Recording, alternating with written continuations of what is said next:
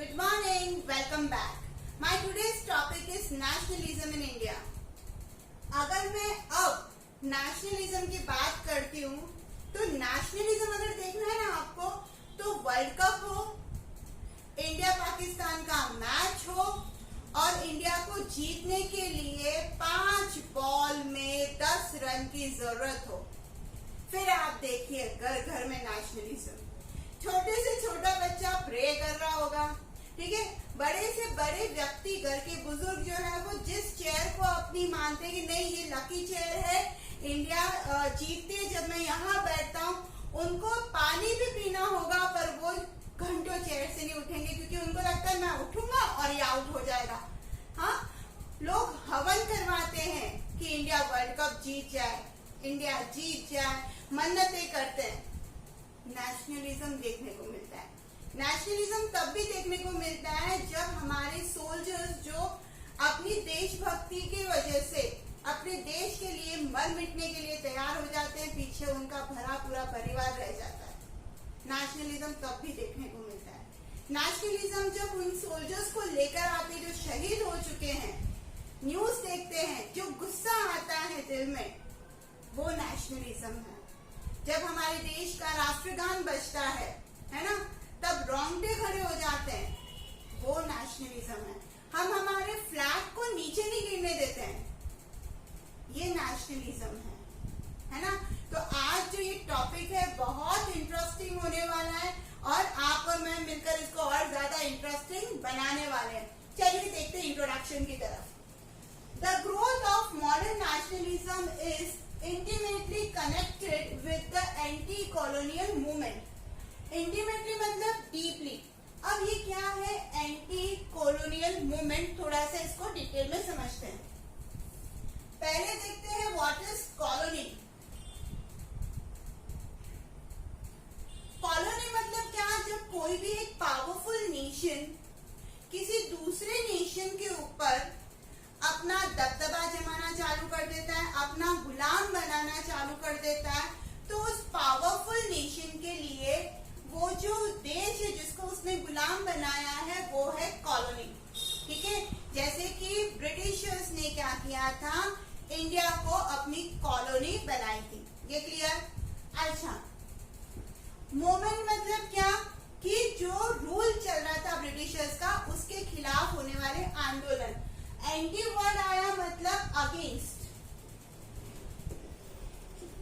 ठीक है, जो ब्रिटिशर्स रूल कर रहे थे कॉलोनी यानी इंडिया के ऊपर, तो उसके अगेंस्ट में बहुत डेवलपमेंट हुआ मॉडर्न नेशनलिज्म का। लोगों के दिल में, दिमाग में देशभक्ति आने लग गई थी। किसके खिलाफ? कि ये जो कॉलोनी सिस्टम यहाँ पर ब्रिटिशर्स ने चलाया है उसको अब हटना चाहिए।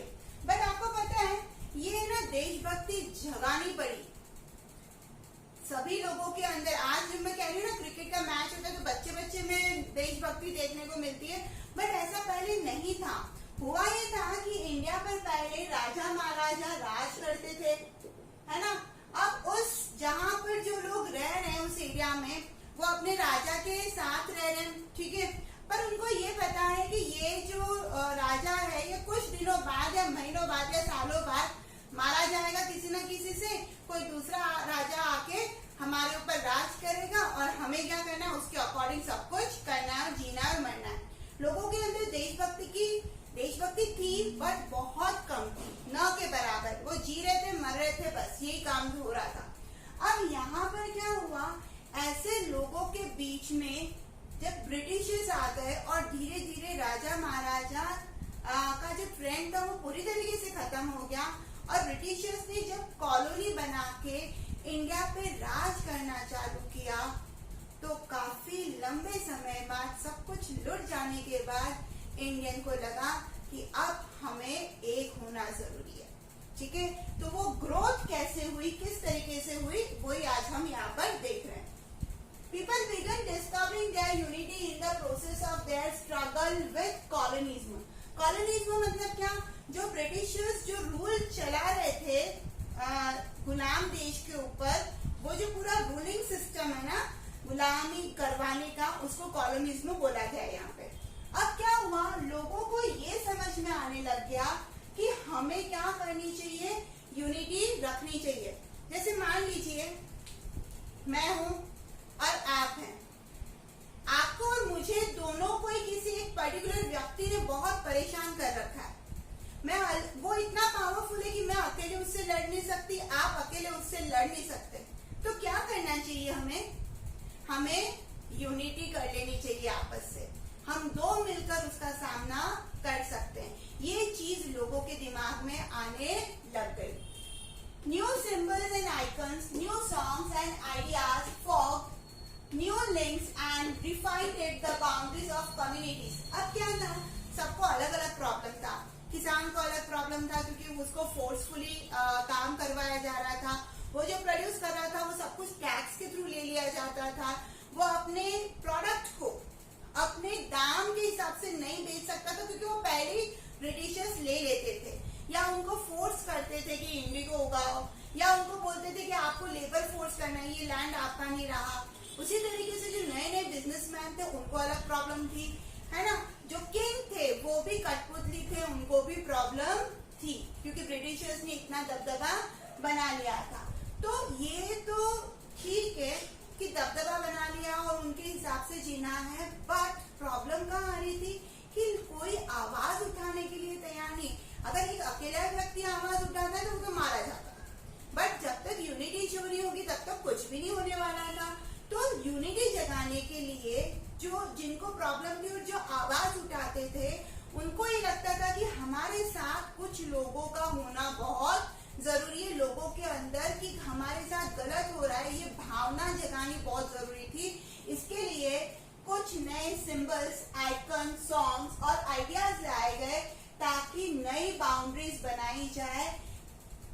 सारी जातियों को भुलाकर हम इंडियन हैं ये सोच लाई जाए, तो ये स्टेप लिया।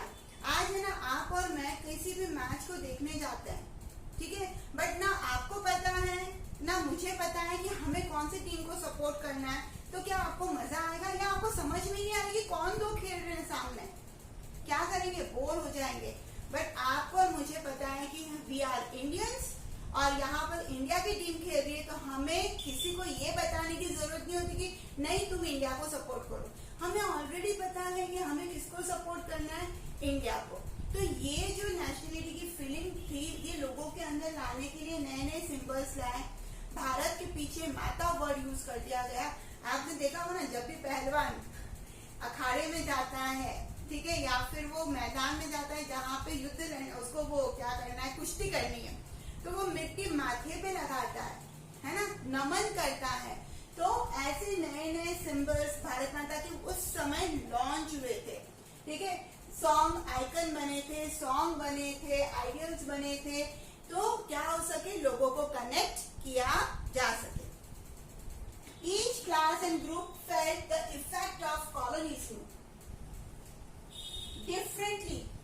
हर किसी पे, चाहे वो किंग हो, ट्रेडर हो, बिजनेसमैन हो, फार्मर हो, लेबर हो, लॉयर हो, डॉक्टर हो, कोई भी हो, सबको पता था कि ये जो कॉलोनिज्म के जो इफेक्ट है वो बहुत बुरे हैं। सभी सफर कर रहे थे, अलग अलग तरीके से सफर कर रहे थे। फार्मर थे वो अलग तरीके से सफर कर रहे थे, उनको तो बेचारे की जान ही निकाल देते थे, वो लोग इतना ले लेते थे। गरीबी से ही खुद मतलब फूड उगा रहा है बट खुद के लिए फूड नहीं है, ठीक है। जो जमींदार होते थे उनको बहुत ज्यादा मात्रा में टैक्स देना पड़ता था। जो इंडस्ट्रियलिस्ट थे वो कुछ प्रॉफिट अर्न ही नहीं कर पाते थे क्योंकि सारा रॉ मटेरियल तो वो खुद ब्रिटिशर्स ब्रिटेन ले जाते थे। तो ऐसे में सभी को परेशानी थी, अलग अलग परेशानी थी। किससे? ब्रिटिशर्स से, बट थे सभी परेशान। देयर एक्सपीरियंस वर वेराइड, उनके जो एक्सपीरियंस थे ना वो अलग अलग थे। कोई बुरी तरीके से फाइनेंशियली डाउन जा रहा था, कोई जात पात में जो सोशलिज्म में जो बोलते हैं ना भेदभाव जो कर रहे थे ब्रिटिशर्स, उसमें डाउन जा रहा था। किसी को धर्म चेंज करवा रहे थे तो वो एक मेंटल प्रेशर लोगों के ऊपर आ रहा था। तो कहीं ना कहीं सभी लोगों के जो एक्सपीरियंस थे वो भी अलग थे। Their notion of freedom were not always the same. अब उनका क्या था पता है?